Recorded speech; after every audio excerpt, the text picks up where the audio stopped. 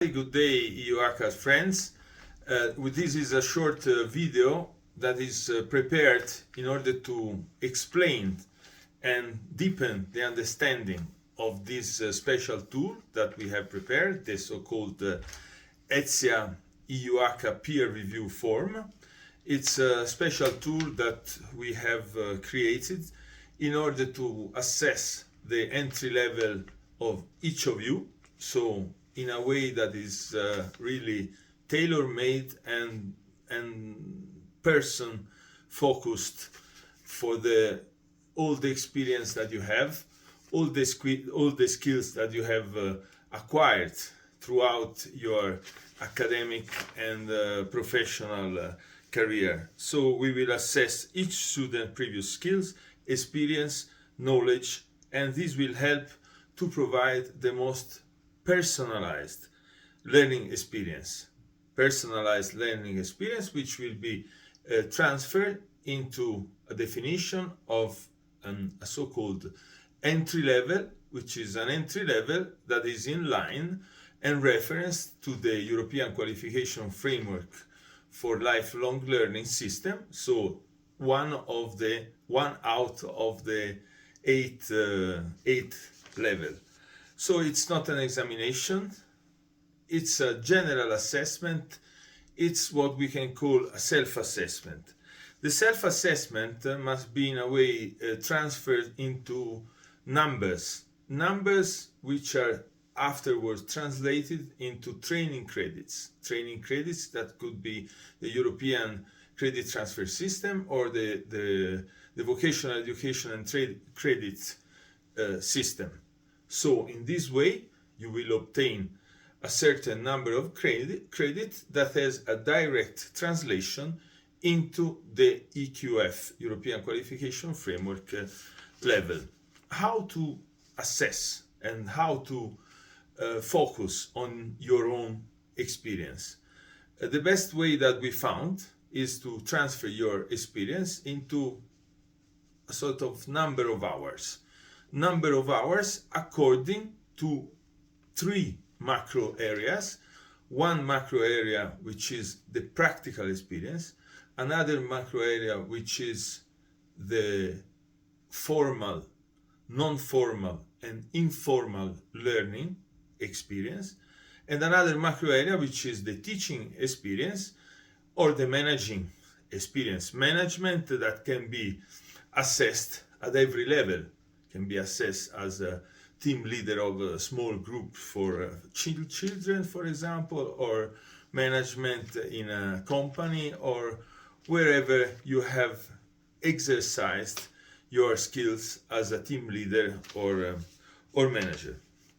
So the three macro area has been divided with three acronyms, which are the AWH, average workload hours, the ALH, average learning hours, and the ATH, which is the average teaching hours or the average managing hours. So something where you have an experience in directly managing a little team, a big team, or whatever you have.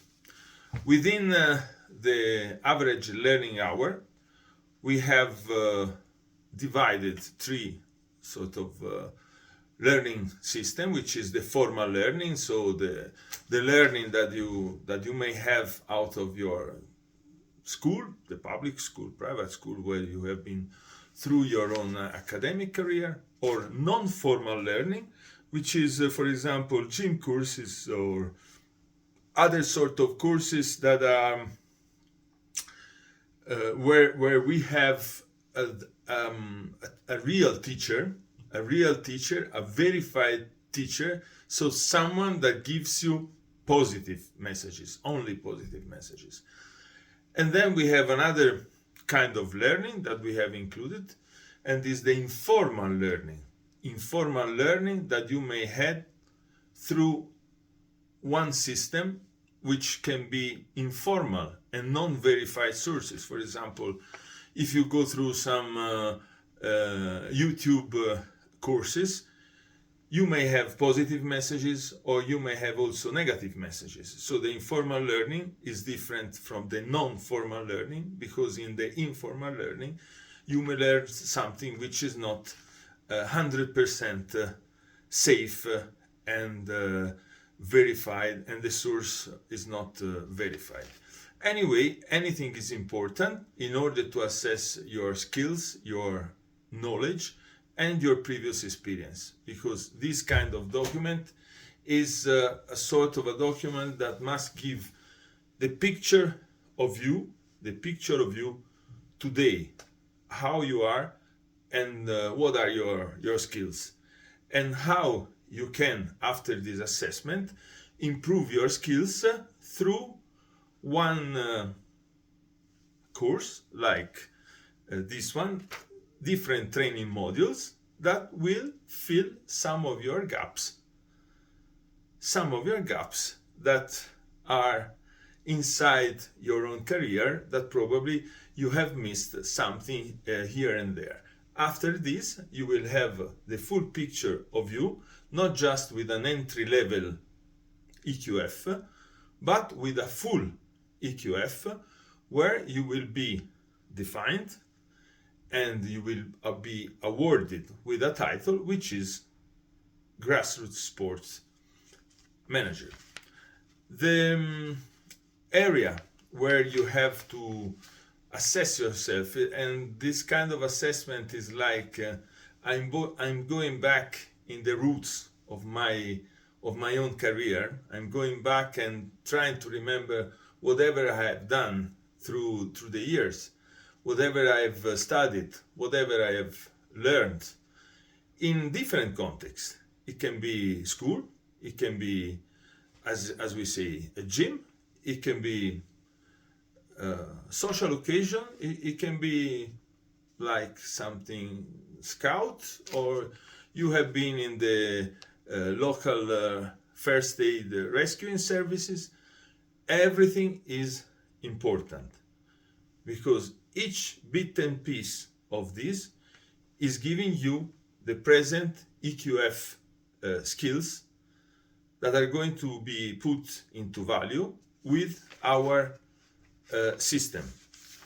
The system is composed with the four main components, and in the peer review we ask you to highlight which of these components is the most important component for your career. So we have divided in four sectors: the A sector, which is education and culture; the B sector, which is wellness, fitness and performance; the C sector, which is the legal and regulatory framework sector; and the D area, which is the management area. The qualification that you will acquire, the international qualification according to EQF that you will acquire in these with these training modules, is an international qualification mainly focused on the D sector, so your grassroots sport management skills.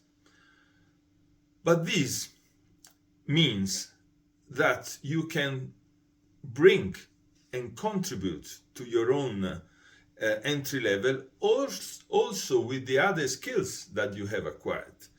Other skills that you have acquired in the A sector, which is the general educational and cultural sector, also social activities in this sector, and in the B sector, which is your wellness, fitness and performance history. You have probably, most of you have been through one sport career. This is of course important and will give points and contribution also for the definition of your overall general competence skills, that are the skills focused with the management.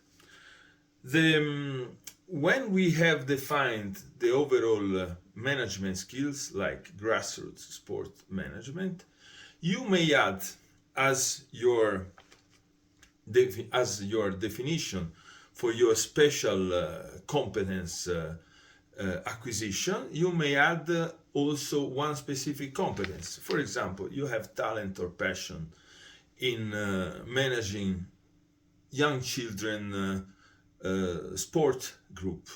Then you have to put it. You have to put it as a general request for your own qualification, because you can be qualified for the general grassroots sport management, and also for some other specific. Probably we can do this at a later stage in case you are interested. For the moment, the focus of our entry-level assessment and the focus of the training modules will be the overall general management skills for grassroots sport. This means that your qualification will be probably mainly 70% in the area management and 10% in the legal part, 10% in the fitness and wellness and performance part, and 10% in the educational part. This is something that we like to underline, because it's always important when you have management skills, you have also an understanding of the three other sectors. The discipline where you have been working through your past experience are all important. The description of your personal competencies are very important. That's why we advise to use more than the classical one-page description. We advise to enclose your Europass CV, because your history, if you have articles that you have published, if you have any other document that can support your overall general assessment, all this gives you the so-called credits, that are defining your entry level.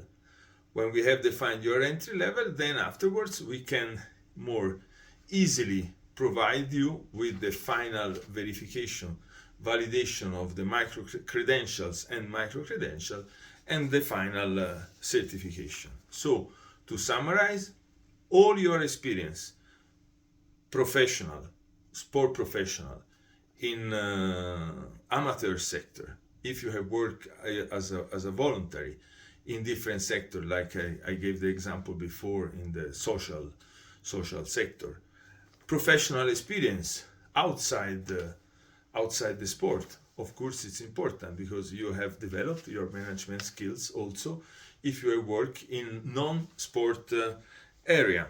Then the education and training,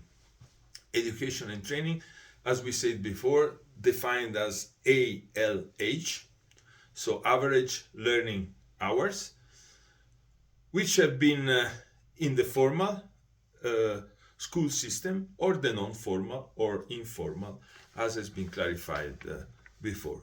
Everything, I want to underline that everything is important.